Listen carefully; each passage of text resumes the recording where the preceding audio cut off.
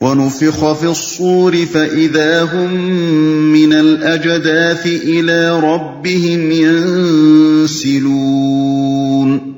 پھر ایک سور پھونکا جائے گا اور یکا یک یہ اپنے رب کے حضور پیش ہونے کے لیے اپنی قبروں سے نکل پڑیں گے۔ پہلے سور اور دوسرے سور کے درمیان کتنا زمانہ ہوگا، اس کے متعلق کوئی معلومات ہمیں حاصل نہیں ہے۔ ہو سکتا ہے کہ یہ زمانہ سینکڑوں اور ہزاروں برس طویل ہو۔ حدیث میں حضرت ابو ہریرہ کی روایت ہے کہ حضور نے فرمایا، اسرافیل سور پر منہ رکھے عرش کی طرف دیکھ رہے ہیں اور منتظر ہیں کہ کب پھونک مارنے کا حکم ہوتا ہے۔ یہ سور 3 مرتبہ پھونکا جائے گا۔ پہلا نفخۃ الفزع، جو زمین اور آسمان کی ساری مخلوق کو سہما دے گا۔ دوسرا نفخۃ الصاق، جسے سنتے ہی سب ہلاک ہو کر گر جائیں گے۔ پھر جب اللہ واحد صمد کے سوا کوئی باقی نہ رہے گا، زمین بدل کر کچھ سے کچھ کر دی جائے گی اور اسے عکازی بساط کی طرح ایسا سپاٹ کر دیا جائے گا کہ اس میں کوئی ذرا سی سلوٹ تک نہ رہے گی۔ پھر اللہ اپنی خلق کو بس ایک جھڑکی دے گا، جسے سنتے ہی ہر شخص جس جگہ مر کر گرا تھا اسی جگہ وہ اس بدلی ہوئی زمین پر اٹھ کھڑا ہوگا، اور یہی نفخۃ القیام لرب العالمین ہے۔ اسی مضمون کی تائید قرآن مجید کے بھی متعدد اشارات سے ہوتی ہے۔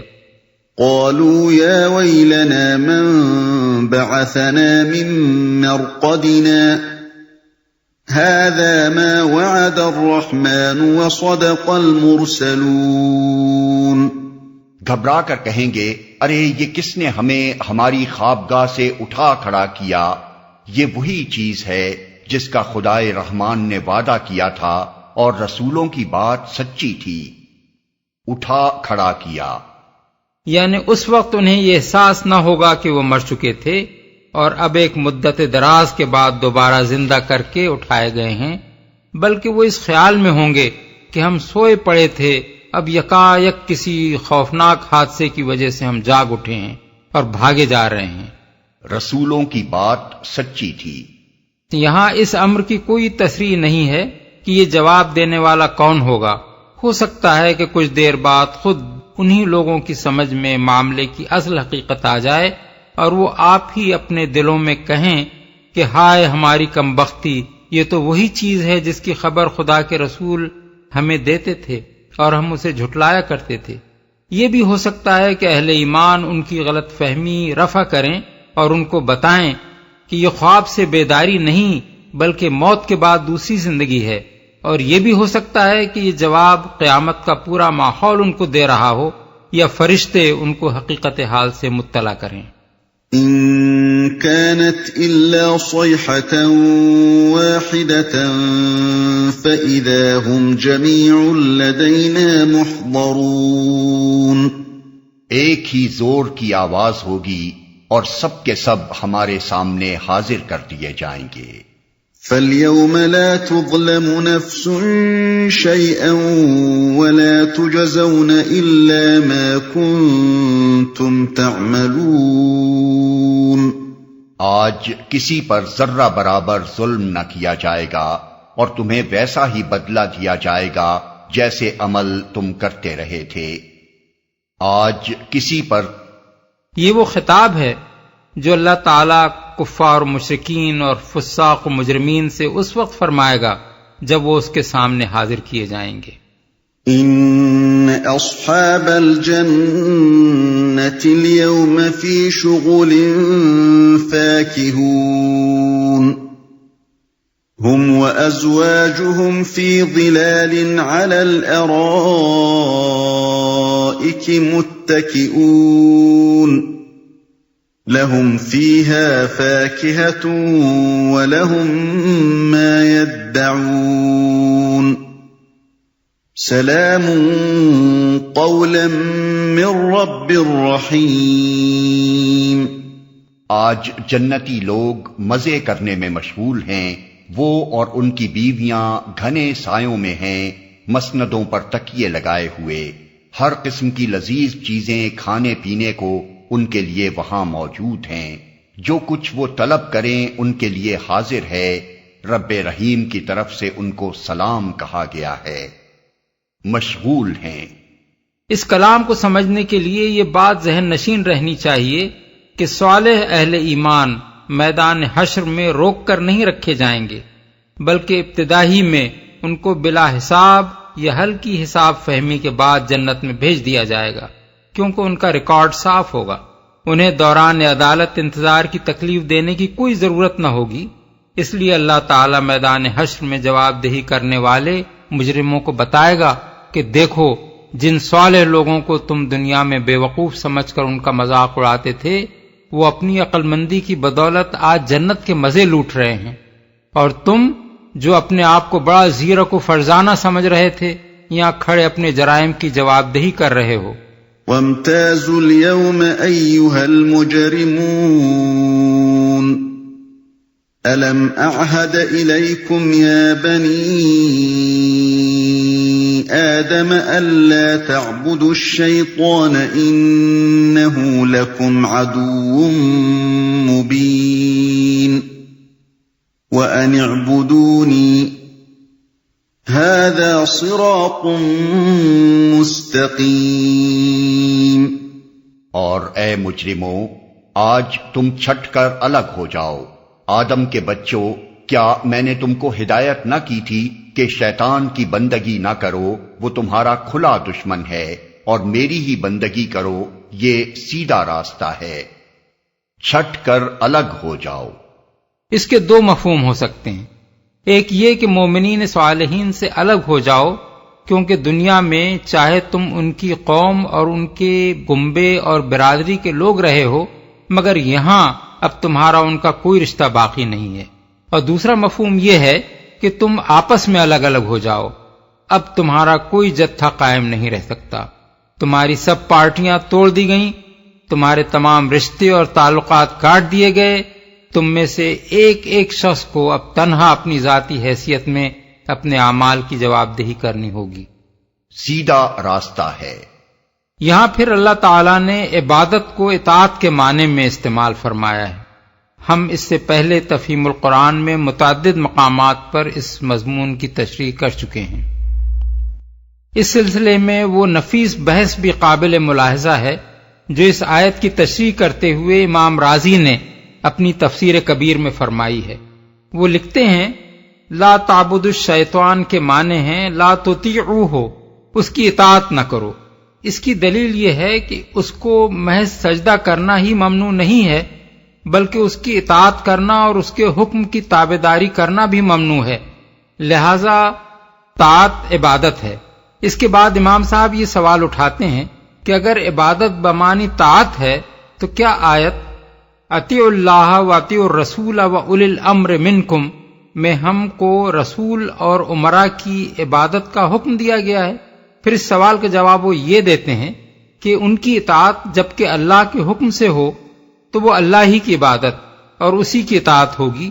کیا دیکھتے نہیں ہو کہ ملائکہ نے اللہ کے حکم سے آدم کو سجدہ کیا، اور یہ اللہ کے سوا کسی کی عبادت نہ تھی۔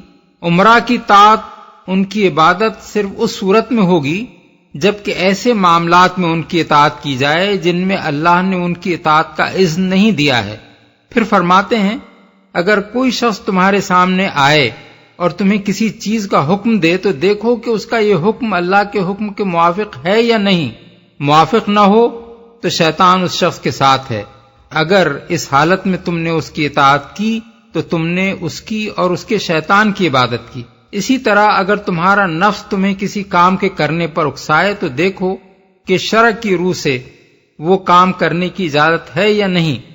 اجازت نہ ہو تو تمہارا نفس خود شیطان ہے یا شیطان اس کے ساتھ ہے۔ اگر تم نے اس کی پیروی کی تو تم اس کی عبادت کے مرتکب ہوئے۔ آگے چل کر وہ پھر فرماتے ہیں، مگر شیطان کی عبادت کے مراتب مختلف ہیں۔ کبھی ایسا ہوتا ہے کہ آدمی ایک کام کرتا ہے اور اس کے اعضاء کے ساتھ اس کی زبان بھی اس کی موافقت کرتی ہے اور دل بھی اس میں شریک ہوتا ہے، اور کبھی ایسا ہوتا ہے کہ اعضاء و جوارح سے تو آدمی ایک کام کرتا ہے مگر دل اور زبان اس کام میں شریک نہیں ہوتے۔ بعض لوگ ایک گناہ کا ارتکاب اس حال میں کرتے ہیں کہ دل ان کا اس پر راضی نہیں ہوتا، اور زبان ان کی اللہ سے مغفرت کر رہی ہوتی ہے، اور وہ اعتراف کرتے ہیں کہ ہم یہ برا کام کر رہے ہیں، یہ محض ظاہری اعضاء سے شیطان کی عبادت ہے۔ کچھ اور لوگ ایسے ہوتے ہیں جو ٹھنڈے دل سے جرم کرتے ہیں اور زبان سے بھی اپنے اس فعل پر خوشی و اطمینان کا اظہار کرتے ہیں۔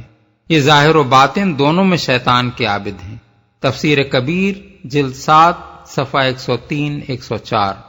وَلَقَدْ أَضَلَّ مِنكُمْ جِبِلًّا كَثِيرًا أَفَلَمْ تَكُونُوا تَعْقِلُونَ، مگر اس کے باوجود اس نے تم میں سے ایک گروہ کثیر کو گمراہ کر دیا، کیا تم عقل نہیں رکھتے تھے؟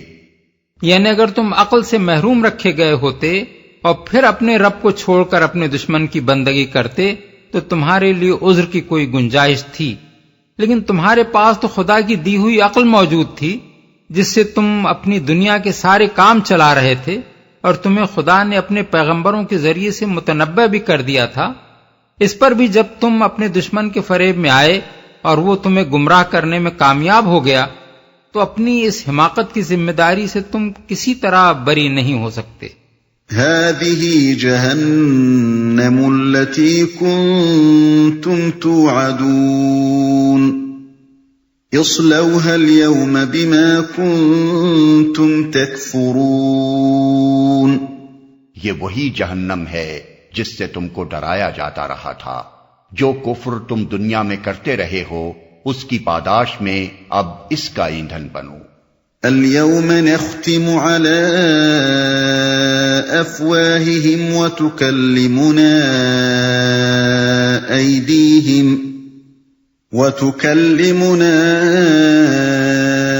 أيديهم وتشهد أرجلهم بما كانوا يكسبون، آج ہم ان کے منہ بند کیے دیتے ہیں، ان کے ہاتھ ہم سے بولیں گے اور ان کے پاؤں گواہی دیں گے کہ یہ دنیا میں کیا کمائی کرتے رہے ہیں۔ یہ حکم ان ہیکڑ مجرموں کے معاملے میں دیا جائے گا جو اپنے جرائم کا اقبال کرنے سے انکار کریں گے، گواہیوں کو بھی جھٹلا دیں گے اور نام اعمال کی صحت بھی تسلیم نہ کریں گے۔ تب اللہ تعالی حکم دے گا کہ اچھا، اپنی بکواس بند کرو اور دیکھو کہ تمہارے اپنے اعضائے بدن تمہارے کرتوتوں کی کیا رودات سناتے ہیں۔ اس سلسلے میں یہاں صرف ہاتھوں اور پاؤں کی شہادت کا ذکر فرمایا گیا ہے، مگر دوسرے مقامات پر بتایا گیا ہے کہ ان کی آنکھیں، ان کے کان، ان کی زبانیں اور ان کے جسم کی کھالیں بھی پوری داستان سنا دیں گی کہ وہ ان سے کیا کام لیتے رہے ہیں۔ یوم تشہد علیہم السنتہم و ایدیہم و ارجلہم بما کانوا یعملون، النور آیت 24۔ حتی اذا ما جاؤوها شہد علیہم سمعہم و ابصارہم و جلودہم بما کانوا یعملون، حامیم السجدہ آیت 20۔ یہاں یہ سوال پیدا ہوتا ہے کہ ایک طرف تو اللہ تعالیٰ فرماتا ہے کہ ہم ان کے منہ بند کر دیں گے، اور دوسری طرف سورہ نور کی آیت میں فرماتا ہے کہ ان کی زبانیں گواہی دیں گی۔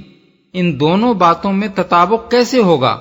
اس کا جواب یہ ہے کہ منہ بند کر دینے سے مراد ان کا اختیار کلام سلب کر لینا ہے، یعنی اس کے بعد وہ اپنی زبان سے اپنی مرضی کے مطابق بات نہ کر سکیں گے، اور زبانوں کی شہادت سے مراد یہ ہے کہ ان کی زبانیں خود یہ داستان سنانا شروع کر دیں گی کہ ہم سے ان ظالموں نے کیا کام لیا تھا، کیسے کیسے کفر بکے تھے، کیا کیا جھوٹ بولے تھے، کیا کیا فتنے برپا کیے تھے، اور کس کس موقع پر انہوں نے ہمارے ذریعے سے کیا باتیں کی تھیں۔ وَلَوْ نَشَاءُ لَطَمَسْنَا عَلَىٰ أَعْيُنِهِمْ فَاسْتَبَقُوا الصِّرَاطَ فَأَنَّىٰ يُبْصِرُونَ، ہم چاہیں تو ان کی آنکھیں موند دیں، پھر یہ راستے کی طرف لپک کر دیکھیں کہاں سے انہیں راستہ سجھائی دے گا۔ وَلَوْ نَشَاءُ لَمَسَخْنَاهُمْ عَلَىٰ مَكَانَتِهِمْ فَمَا اسْتَطَاعُوا مُضِيًّا وَلَا يَرْجِعُونَ، ہم چاہیں تو انہیں ان کی جگہ ہی پر اس طرح مست کر کے رکھ دیں کہ یہ نہ آگے چل سکیں نہ پیچھے پلٹ سکیں۔ قیامت کا نقشہ کھینچنے کے بعد اب انہیں بتایا جا رہا ہے کہ یہ قیامت تو خیر تمہیں دور کی چیز نظر آتی ہے، مگر ذرا ہوش میں آ کر دیکھو کہ خود اس دنیا میں جس کی زندگی پر تم پھولے ہوئے ہو، تم کس طرح اللہ کے دست قدرت میں بے بس ہو۔ یہ آنکھیں جن کی بینائی کے طفیل تم اپنی دنیا کے سارے کام چلا رہے ہو، اللہ کے ایک اشارے سے اندھی ہو سکتی ہیں۔ یہ ٹانگیں جن کے بل پر تم یہ ساری دوڑ دھوپ دکھا رہے ہو، اللہ کے ایک حکم سے ان پر اچانک فالج گر سکتا ہے۔ جب تک اللہ کی دی ہوئی یہ طاقتیں کام کرتی رہتی ہیں تم اپنی خودی کے زام میں مدہوش رہتے ہو، مگر جب ان میں سے کوئی ایک طاقت بھی جواب دے جاتی ہے تو تمہیں معلوم ہو جاتا ہے کہ تمہاری بساط کتنی ہے۔